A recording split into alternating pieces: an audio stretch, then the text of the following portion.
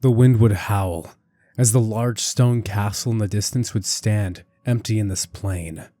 Above it would be a flag, that of the Apollo Familia. The god of the sun's children would walk across the balliards, waiting for their enemy to approach. However, the earth would shake, the very ground beneath the castle walls trembling. Beyond the castle wall, the Apollo Familia would watch, their eyes now filled with horror and fear. Daphne, is that the juggernaut from the 17th floor? What the hell else does it look like? What is it doing here? The level 3s would grit their teeth, holding out their hands and screaming, "Prepare for battle." Now, next to the large creature, Titan, a man with white hair and crimson red eyes, would turn, now his gaze matching up at the giant beast. The Apollo scouts with their binoculars would now watch as they say that Bell Cranel has been spotted, and he's holding some kind of red orb. Is it a magic item? And with that, Bell would toss the Orb of Avarice up to Titan, the magic item growing in size to match its wielder. As a smirk would play on his face, Bell would simply command, "Now fire." Hey everybody, welcome back to Level 6, 4. What if Bell Cranel had the system from Solo Leveling? If you guys are new around here, first off, welcome, and second, go check out the former parts of this story. Deep in the description below, you'll find the playlist I've created with all of the prior parts. Go enjoy the journey and catch up to where we are now, with the Apollo Familia war game. And for everyone who's already caught up, let's get right back into it.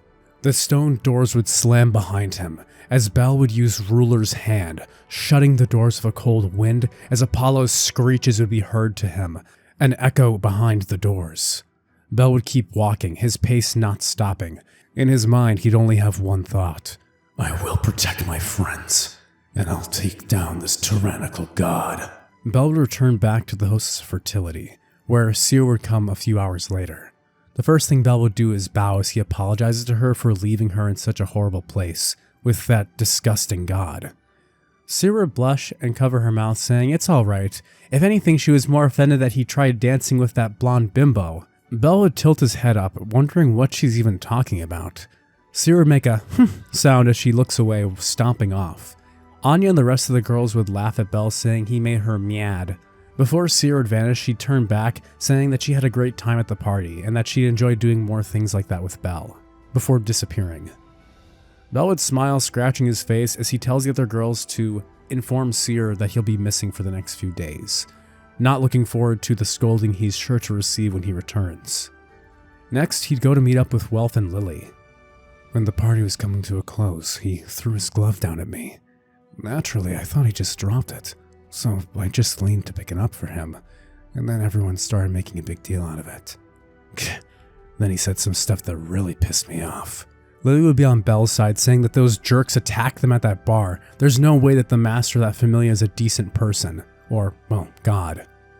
Welf would agree, nodding, saying that he's heard unsavory rumors about the Apollo Familia for a long time now. Bell, you get involved with some really troubling people, you know.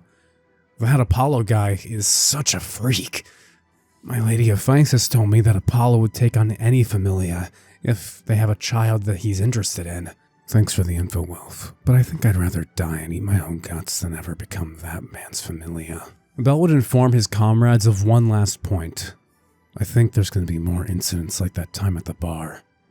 If you two want to leave me here, then I think now would be a good time.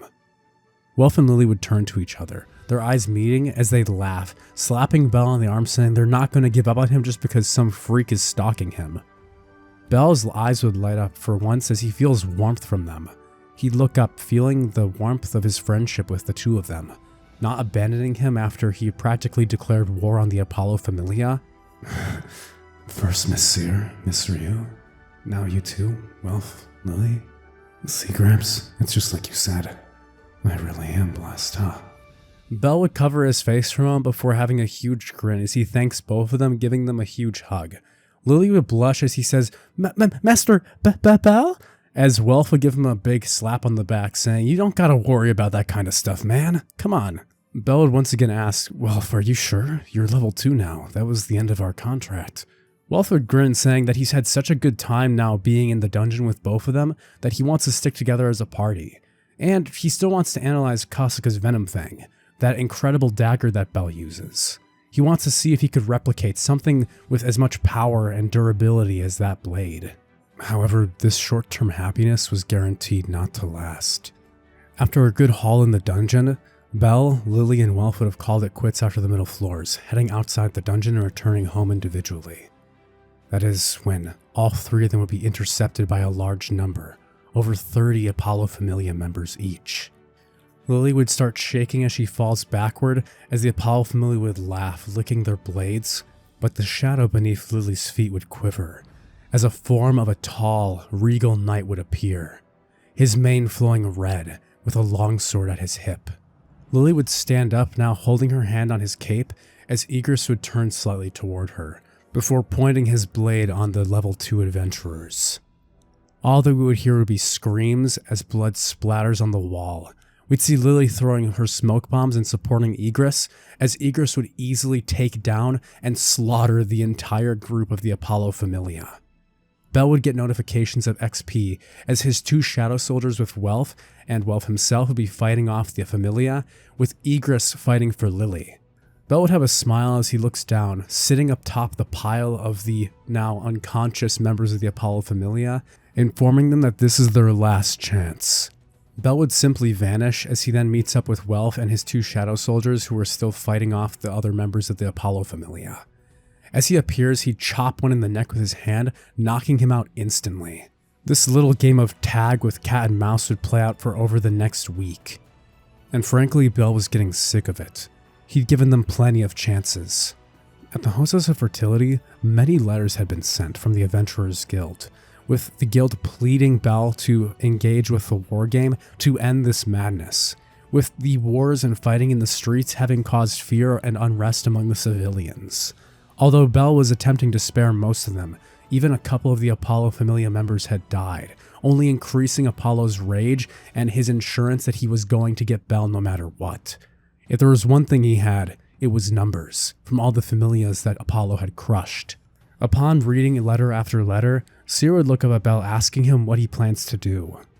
Bell would put his thumb on his chin as he turns to Seer, their eyes meeting. He'd ask her what she thinks he should do. Seer would smile as she then puts her arm around Bell, saying that no matter what he chooses, she'll always be on his side. Bell's eyes would widen as a small blush would appear on his face. He'd turn, avoiding her gaze, saying, "Come on, don't tease me like that." But this would actually confirm what he needs to do. He needs to put a stop to this once and for all, for the happiness of not only him, but his friends, and everyone here. Bell would then head to the Adventurers Guild, where he promises to meet with the guild head and Uranos. Uranos and Bell still not having finished their conversation. Bell would inform Lily and Wealth of his plan, with both of them supporting him. Seer too, of course.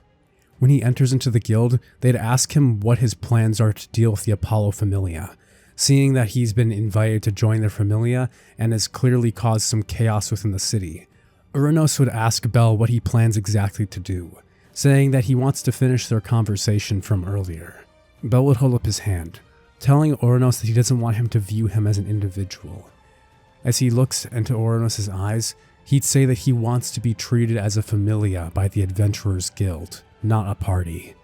Uranos would ask Bell if he's sure about this, stating that if he recognizes him from the Adventurers Guild officially as his own Familia, then Apollo can rightfully challenge him to a war game. Bell would smirk, saying that's exactly what he has in mind, saying that he'll be the only representative of his Familia, meaning that he gets to agree on the war game terms between himself and Apollo. Uranos would think about it, saying that he needs some time to determine this. Next, he would ask if they can finish their conversation from earlier, before he was interrupted. Bell would nod, mentioning the Xenos he had talked about. This is where Uranos would explain to Bell everything he had been hoping to ask him, saying that it actually becomes more convenient if Bell can be treated as a Familia, due to the Adventurers Guild now having jurisdiction to send him on quests, and paying him for it now legally. Uranos would ask Bell to assist him in protecting the Xenos within the dungeon, explaining that they're a group of monsters who have gained consciousness, similar to the soldiers that Bell himself has possession of. Their souls aren't tainted by the dungeon.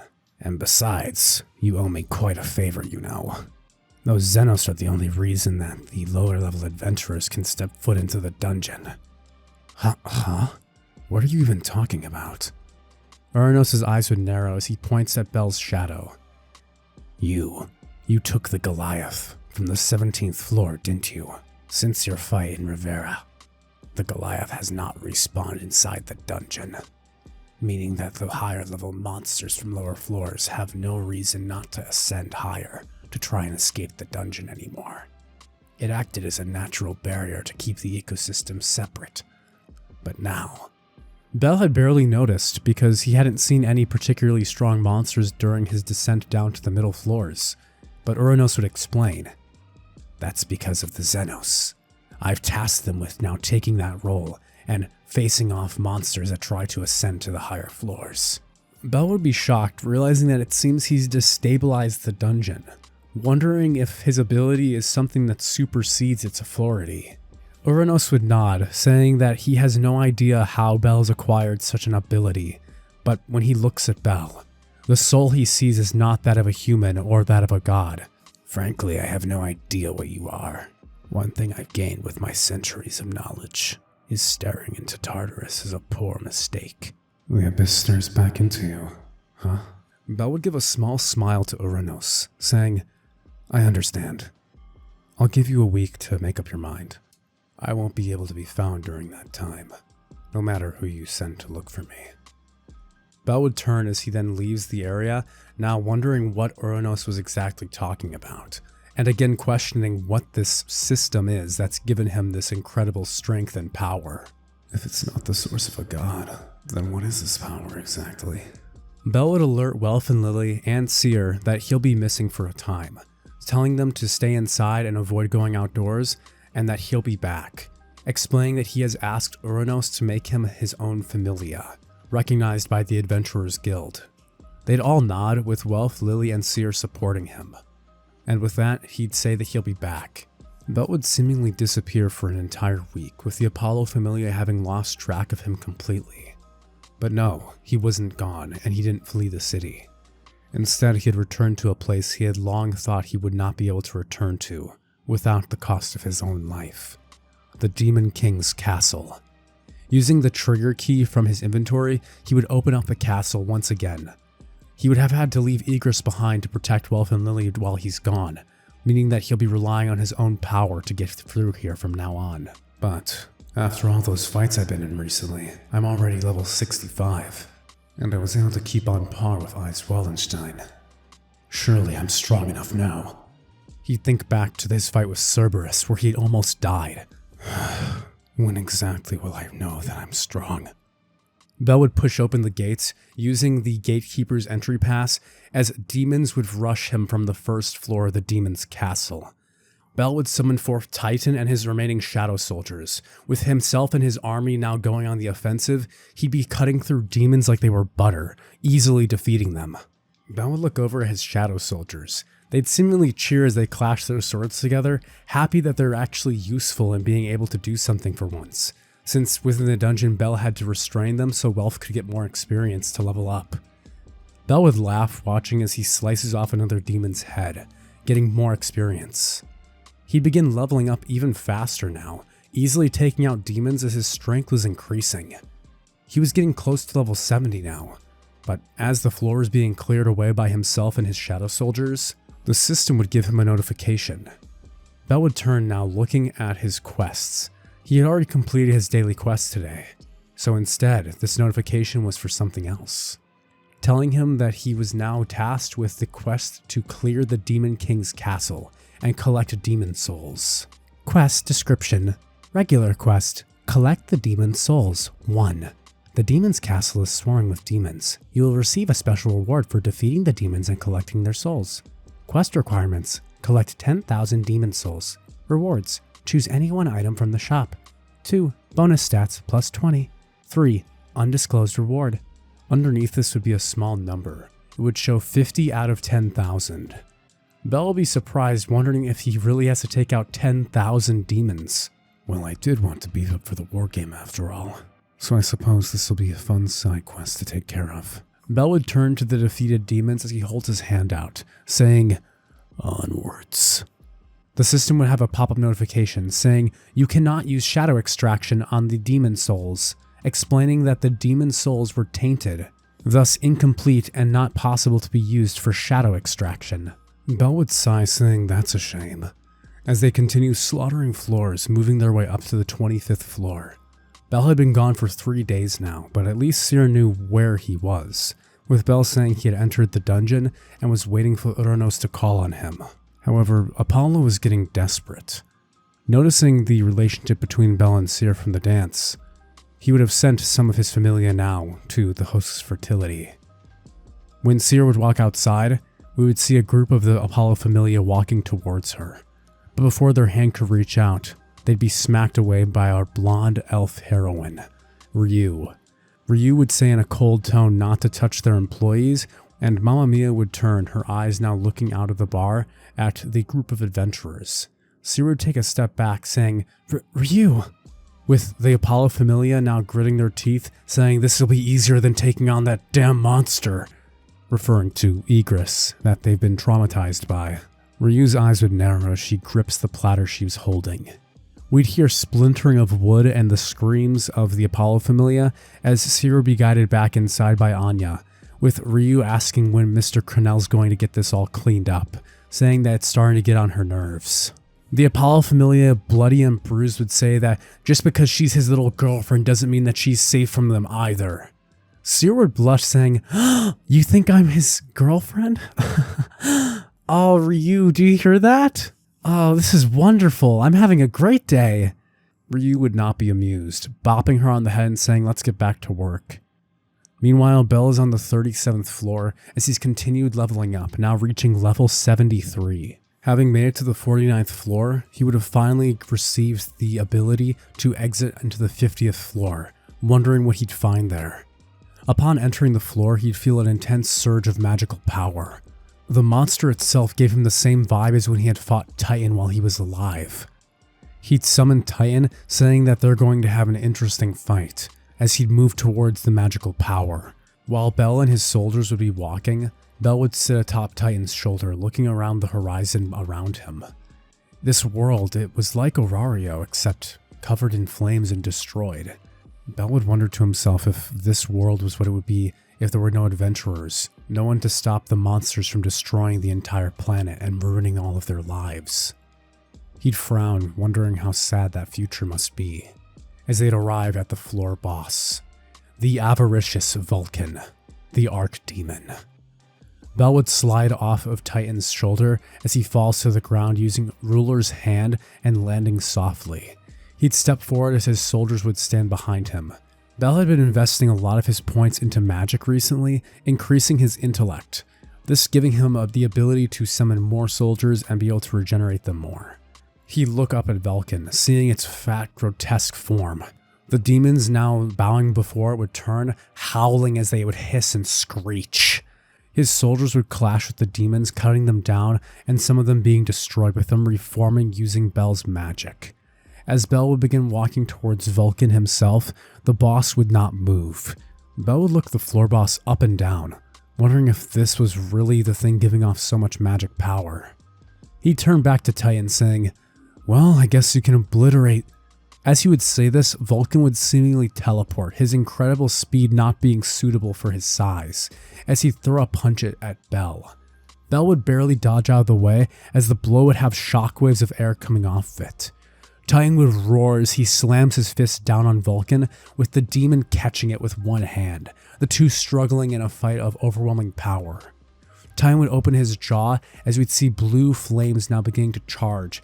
Titan would blast Vulcan in the face directly with his attack, with the flames covering the demon. But it would barely do any damage.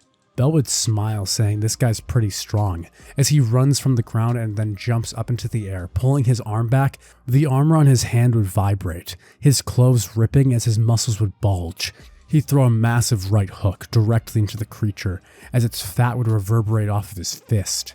Vulcan would go flying into a building, causing it to crash down as wood splinters would fall to the ground, bursting again into flames.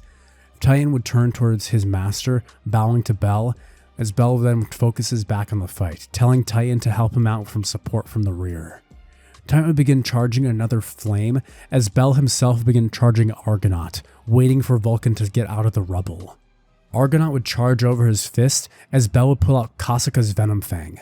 Using it with the Argonaut, he'd strike at its flesh, severing and cutting into it. However, it was barely doing anything. Both the bleed and paralysis effect would be having zero effect on this Vulcan. Even using Night Killer, he could only cause superficial damage. He needed something bigger, something that could be a final blow. Bell would then push himself out of the way, using dash as he gets faster, running off and now leaping off a building as he then orders for Titan to fire. Titan would blast Vulcan, causing him to be covered in energy as his skin would boil. The creature would howl as it then charges at Titan, pushing the black Goliath's shadow into the ground as we'd see dust and flames now kicked into the air.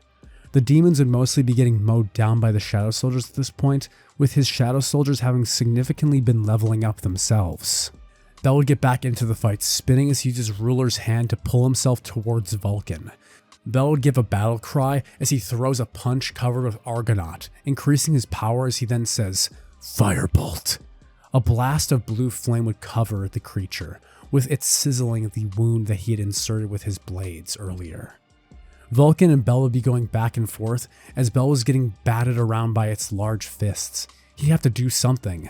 Bell would turn looking at a great stone clock tower as he then beckons him to come toward him. Vulcan would rush towards Bell. Bell would point at the tower to Titan, who would turn, charging his breath once more. As he blasts the tower, the stone tower would begin to fall on Vulcan.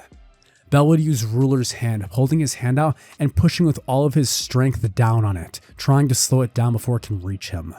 The bell tower would crash down on Vulcan, causing it to scream out in pain. Bell would level up 3 times, taking him to level 76.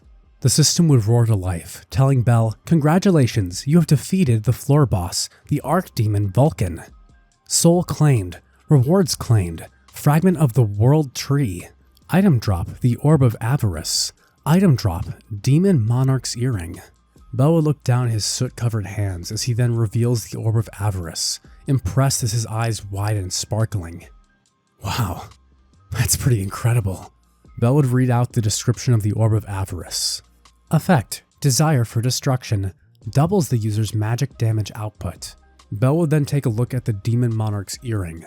Item, Demon Monarch's Earring, Item Class, S, Type, Accessory, plus 20 Strength, plus 20 Vitality. Set effect will activate if this item is equipped along with Demon Monarch's Necklace, Demon Monarch's Ring.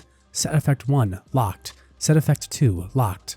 Bell would wonder if he'll unlock more of these powerful items as he climbs the tower. However, he'd look at the floor pass, letting him pass to the middle floors, having defeated the Lord of the lower floors. He'd put the pass in his inventory, saying that that's enough for now. It's been roughly a week since he's gotten in here, and it's time to go back, to find Uranos' decision and deal with Apollo. But before that, Bell would hold the Orb of Avarice, wanting to test something. He'd toss it to one of his mages, asking them to hold it for a second. The mage, tantalizingly wanting to use it, would resist due to its lord's command. Bell would point his hand towards the ruined clock tower. Firebolt. The regular red flame of Firebolt, uncharged by Argonaut, would rip through the air, causing a small explosion on the tower. Bell would turn to his Shadow Soldier, raising his eyebrows and motioning his fingers in a "come on, give her here" type of face. The Shadow Soldier would begrudgingly throw back the orb to its master, bowing to Bell. Bell would hold it in one hand as he points with his other hand toward the clock tower. He'd then say, "Firebolt." This time, the Orb of Avarice would light up from the magic flowing through Bell, as the flame coming out of Bell's hand would be in twice the size and volume, the flame exploding and causing the tower to crack, double the strength of a normal firebolt just by holding it. Damn, that's seriously impressive. Bell would stash in his inventory, saying he doesn't want to risk losing or breaking this for now, saying that he has a couple ideas on how to use this for good use.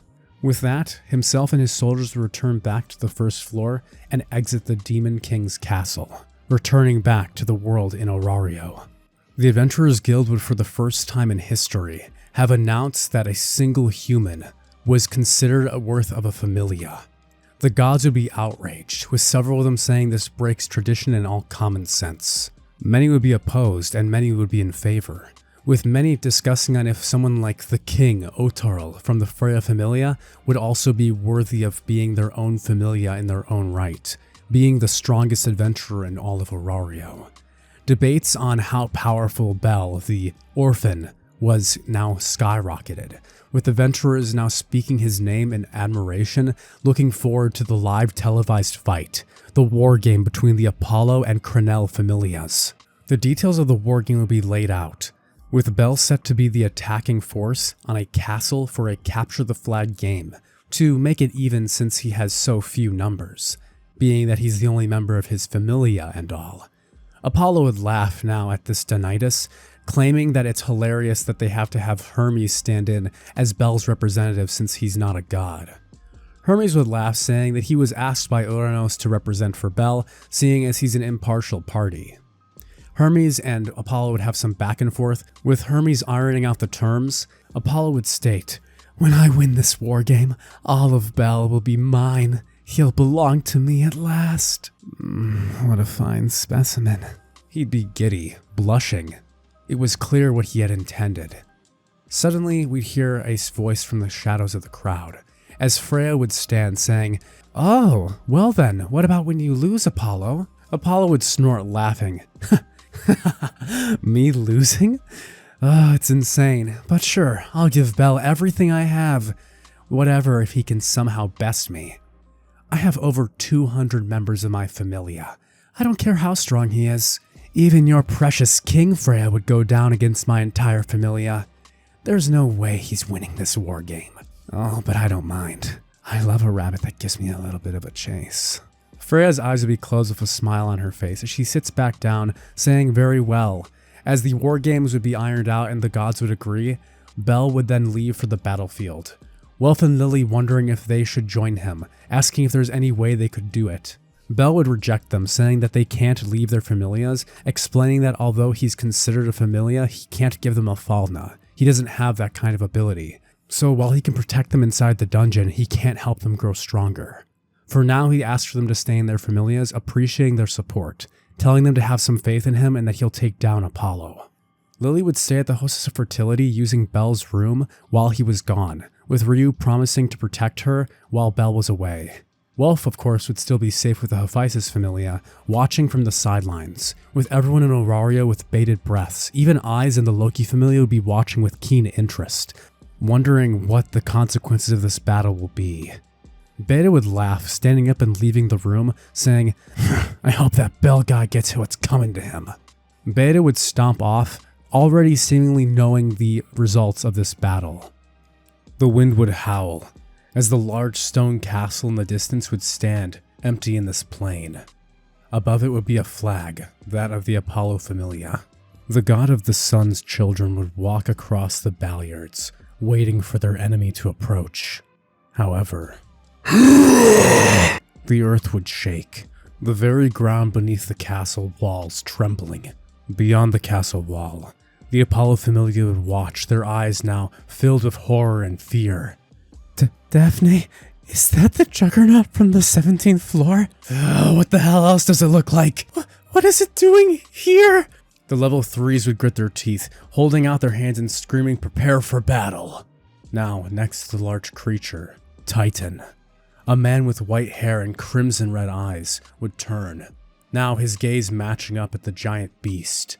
The Apollo scouts with their binoculars would now watch as they say that Bell Cranel has been spotted, and he's holding some kind of red orb. Is it a magic item?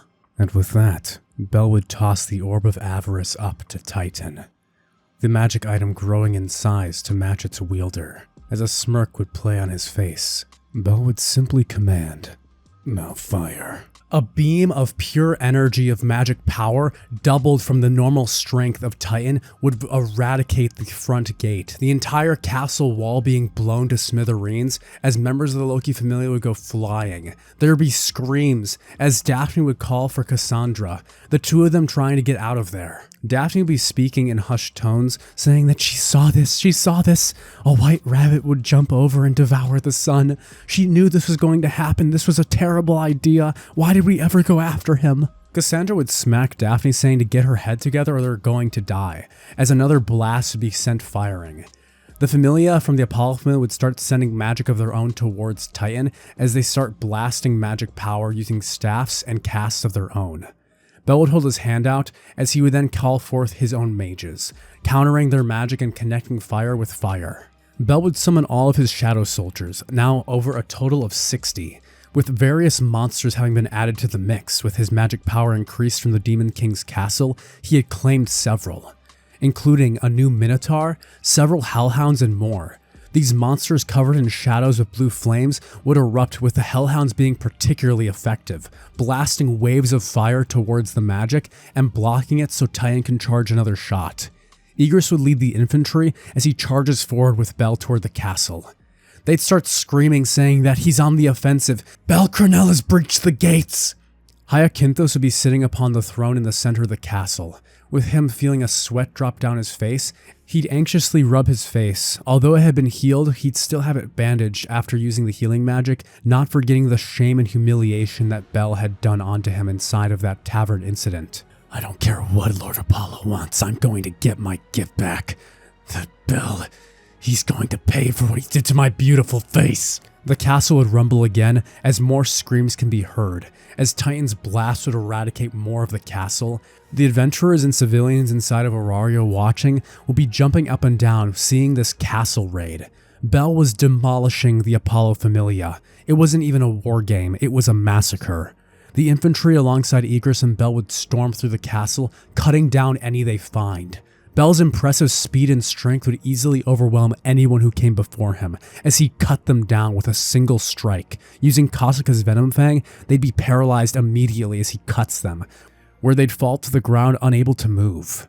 Bell would continue storming his way up, walking directly through the front gates, and now leaving through the stairs, as his army would completely begin to storm the castle, an army of 60 overpowering that of 200.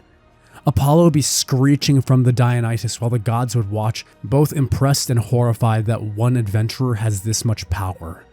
It's no wonder Uranos wanted to make him worthy of a Familia. What kind of magic allows him to control that many golems? I've never seen anything like it.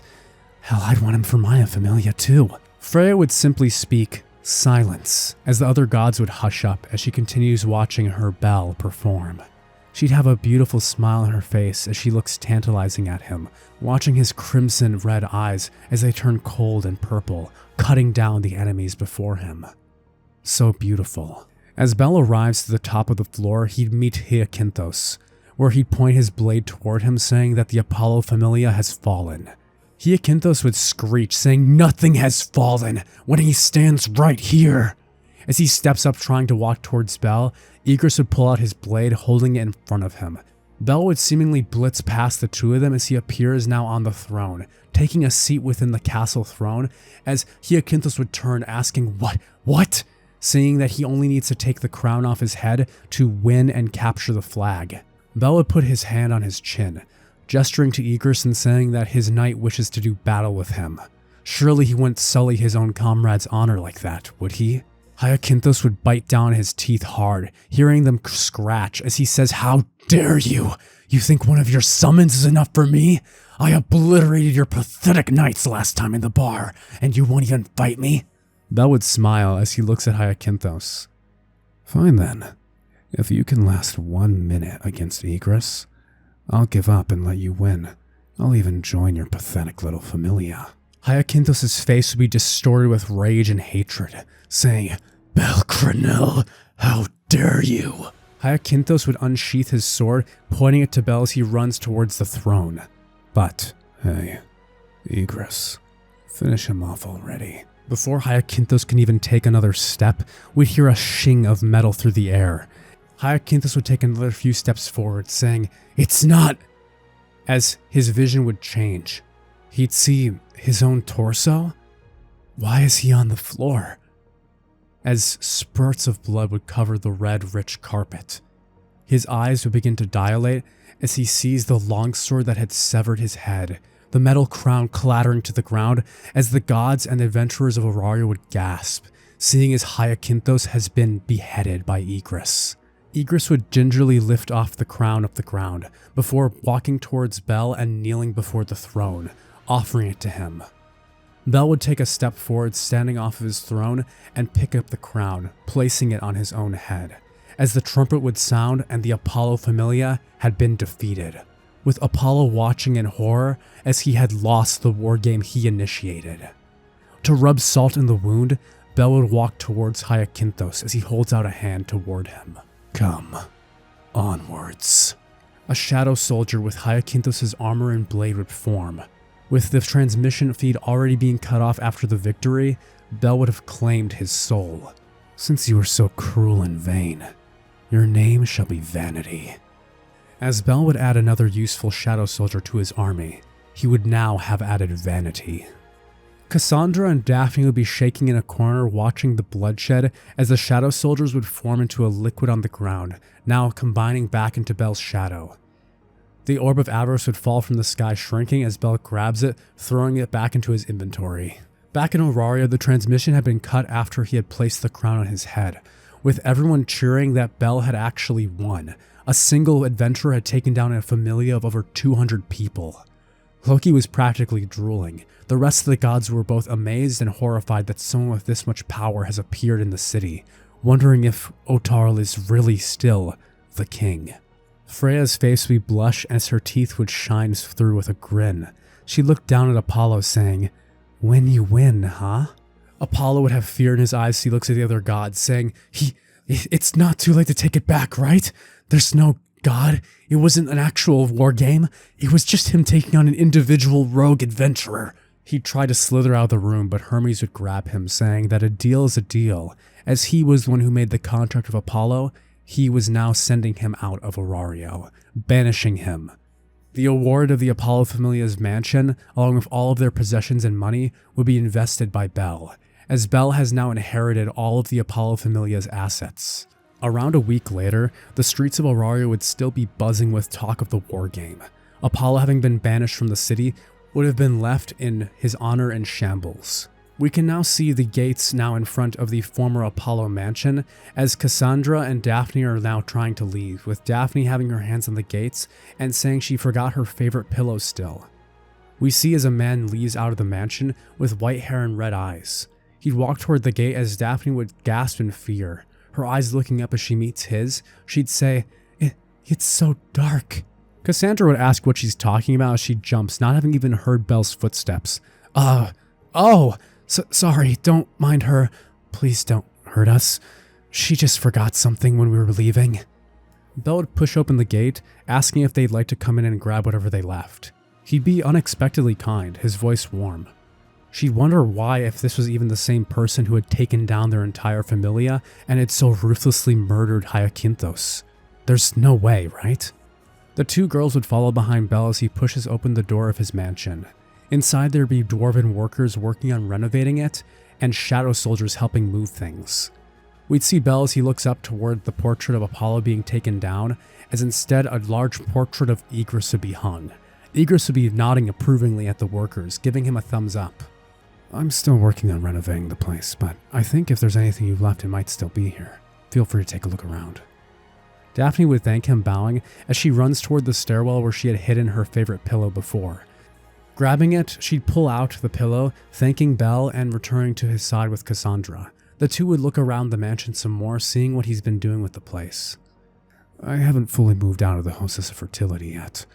I've been having a couple debates with someone, so I'm not fully moved in yet."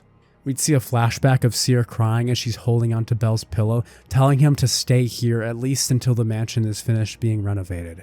She'd have tears in her eyes, pulling on his arm as he'd look exhausted, with Ryu giving him a death stare. Meanwhile, Mamma Mia would be on the opposite end, laughing and joyful that he was finally leaving. Looks like you finally got a job, huh? Congratulations.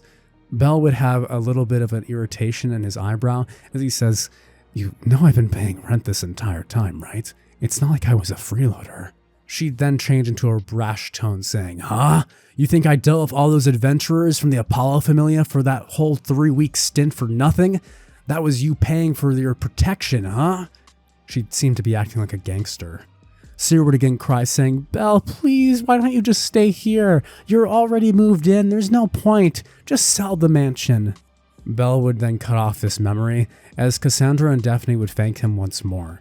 After everything they've been through with Apollo, they were thankful to finally be free of him at last. Belle would nod, bowing to them as they leave the gates, closing it behind him.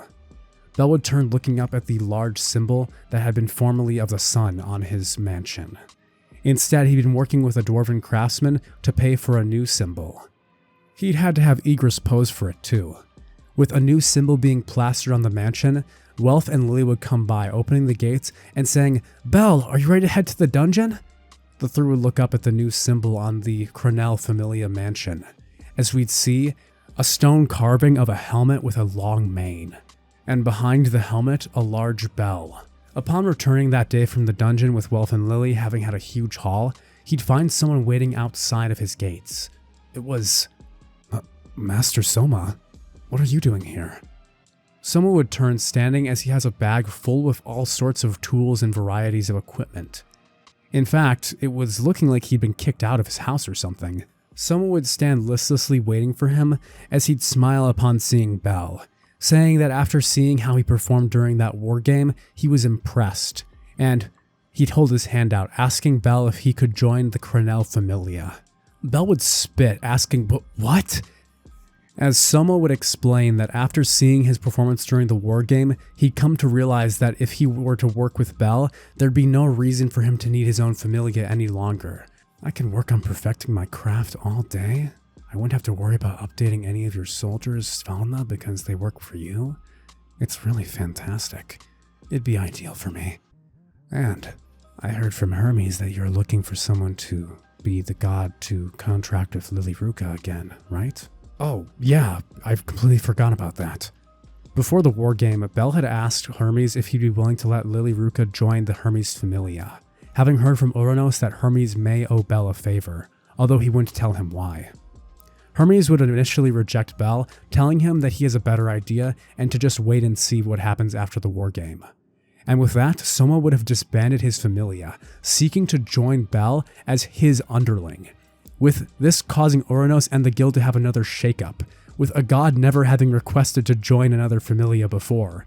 It was really something else. Soma would have disbanded his familia, now destroying the fauna connections between himself and all of his familia and children. He had despised those children for so long for their addiction to his pure drink. Belle would hold out his hand to Soma, saying, "Well then, I guess I'll be fine with adding you as a child of my familia, huh?" Soma would grin, having a smirk as he laughed, saying, "Making me sound like a kid or something." And to that, the god Soma would fall under Belle as a part of his familia. Within the next few days, all of those from the Soma familia would have come begging Belle to let them join his familia, seeing as Soma was apparently creating even more delicious wine than before. Belle had shut all of them down, with them being forced to either leave the city or get some therapy. Soma would have been given a wing of the mansion to turn into his distillery, since Belle didn't really need all of that space to himself and the Shadow Soldiers anyway. He'd even given some of the rooms to some of his Shadow Soldiers to make it feel more lived in. They seemed excited having their own personal rooms since the mansion was so huge. Egress would have a large library he loved looking through, even now opening books from time to time to read through them. Belle would enjoy seeing his Shadow Soldiers now partaking in pastimes during their free time. Over the course of the next few days, again, Lily would come before Belle and Soma, asking Belle if she can join his familia. He would nod, agreeing, with Welf having discussed with Hephaestus the same thing. And so, Belle would order his child, Soma, to bestow a falna upon Lily and Welf.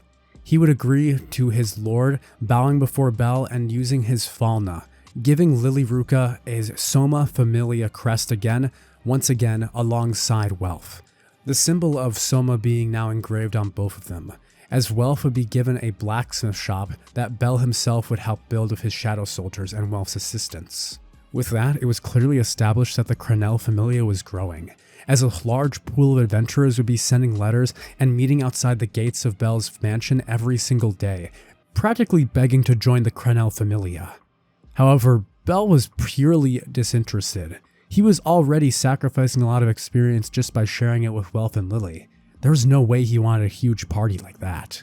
And aside from that, he couldn't truly trust their intentions, seeing as most of them were probably trying to get back with Soma so they could taste his wine again. The Cranel Familia would begin selling wine, with Bell ensuring its distillation from Soma, so that it wouldn't cause any more accidents in the future.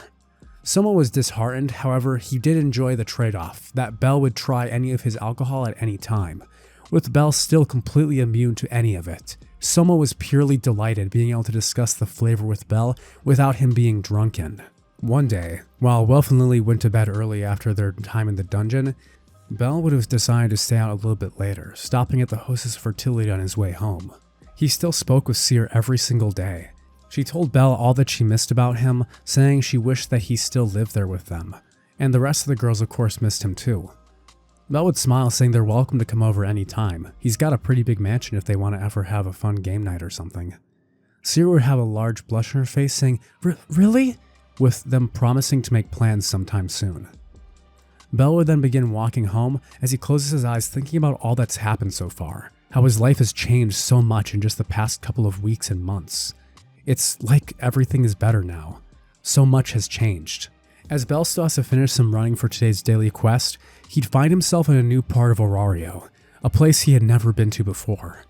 That being the pleasure district of Orario. Bell would be getting approached by large, busty women, as the attractive girls would be swooning over his looks and his aura. Bell would gently brush them off, saying he thinks he might have gotten lost, saying he'll turn around and leave. They'd blow kisses to him, asking him if he's sure he can't stay. With Bell being so unfamiliar with women anyway, even he'd show a natural blush, wondering how he got himself here. As Bell was planning to leave, he'd find a blonde man with a familiar hat and feather, Hermes. He hadn't known why Hermes had owed him a favor from Uranos, but he was curious. He'd walk up behind him, brushing off the girls. He says, "Hermes, is that you?" The god would turn, screaming, saying, Bell! Ah, there you are. Of course, you must have been drawn to this place too. Take a look around. This is the world for us, Bell." He'd practically be salivating. Bell would have a look of cringe on his face, but remembering the times when he thought adventuring would be all fun and girls just like this. He'd laugh, asking Hermes if he knew that Soma would come to join his familia. Hermes would tilt his hat, saying, "Now is not the time to talk about such serious topics. Not when you have such lovely ladies waiting on your hand and foot." He'd point at the girls following Bell with blushes on their face, hoping to get some action from Bell, if you know what I'm saying. As Bell would turn, Hermes would tuck something into his hand, telling him to have a great night and to enjoy it, as he then disappears off into the crowd. Before Bell can hand it back to him, he'd look down as the system would analyze it. Aphrodisiac. Huh? Hermes. Suddenly, Bell would feel a chill, as an arm with tan skin would wrap around his neck. Two Amazonian girls would be blushing, saying, "Oh my, it's the master of the Cranel Familia. You want to come home with us? Even Lady Ishtar wants a piece of you. But we'll have a taste first, if that's all right." They'd whisper in his ear. As Bell's face would slowly get more red, he'd say, No, thank you, as he tries to use stealth and escape. They'd say, "Oh," as he simply vanishes, disappearing through the crowd and running as they chase after him, with girls screaming after Bell. Bell, after avoiding them for a time, would eventually find himself entering into a small room to dodge the group of them, with Aisha and the other Amazonians leading the charge to try and get a piece of Bell. As he enters the room, he'd hear a soft voice behind him. "Oh, I have a customer?" Bell would turn, seeing the metal collar around her neck, her slim, beautiful figure, and her pale skin. With green eyes and golden hair, she'd have fox-like fennel ears on her head. His eyes would gaze over her, his red ones meeting her green, as she'd blush, saying she's never met a man here before. She'd tell Bell to leave everything to her as she walks toward him. Belle would fall down, now caught off guard by her beauty and her forwardness. As she tries to take off Belle's shirt, she'd see his muscular chest and abdomen. As she touches his collarbone, she'd blush, saying, "A gentleman's collarbone?" as she falls to the ground unconscious. Belle would snap out of it as he tries to pick up her, asking, Are you okay?" as he tries to use a healing potion on her. Seeing as her HP's full, it seems she just fainted. He'd pull out some water from the shop, giving it to her, as she'd slowly recover, standing back up. "Thank you. I'm so terrible. I can't even manage one customer," she'd say with a disheartened tone. Belle would ask her what she's doing here, and if she's never been able to have a customer before, how is she even working here? The girl would keep her mouth shut as she introduced herself, with Belle asking her name, saying her name's Haruhime. She began talking to Belle about her dream, of how when she was a child she wanted to be rescued by a powerful hero, and she loved reading fantasy stories like that. But now, she gestured to herself. "Someone like me in this industry will never be saved by a hero like that. I'm just a symbol of destruction and hatred. In stories like that, heroes don't save girls like that. You're wrong." Belle would look at Haruhime, grabbing her shoulders. He says, "Anyone deserves to be saved. Just because you work in a service industry like this doesn't mean that you don't have a right to be saved, Haruhime." She'd blush, asking, saying, "Mr. Bell." As more of the Amazonians from the Ishtar Familia would be now riled up looking for Bell, he would turn nervously as a sweat drops down his forehead. "If Seer catches me here, it'd be even worse if they found me. Should I just use stealth and escape?" Haruhime would see his distress, opening a door behind her and telling him that if he continues going straight, he'll enter Daedalus Street and leave the Pleasure District. Bell would thank her as he can feel himself being pursued, as he says that they'll have to talk again sometime. As he descends out of the window and to the street below, he'd use stealth, vanishing from her sight. Haruhime would have a beautiful smile on her face. As her eyes would slowly fill with tears, she'd say, "It was so nice to meet someone with a soul as kind as you, before it all comes to an end." And cut. Whew, I made another long one again, huh? Man, that was fun though. If you guys enjoyed level 6 for What If Bell Had the System from Solo Leveling, make sure to show your support by liking, commenting, and hitting all those awesome buttons down there. Especially that bell. You know, if you like Bell, hit the bell and the subscribe button. It's pretty self-explanatory.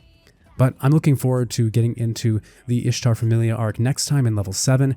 What do you guys think about now the Cranel Familia being formed, and Soma even becoming a subordinate of it? With Well Familia joining Bell now, everything's really coming together. I'm really excited to see what happens when Bell clears the Demon King's castle, considering that key said it was something he needed. I wonder what that could be. Anyway, thank you guys so much for watching, and I'll see you guys in the next one.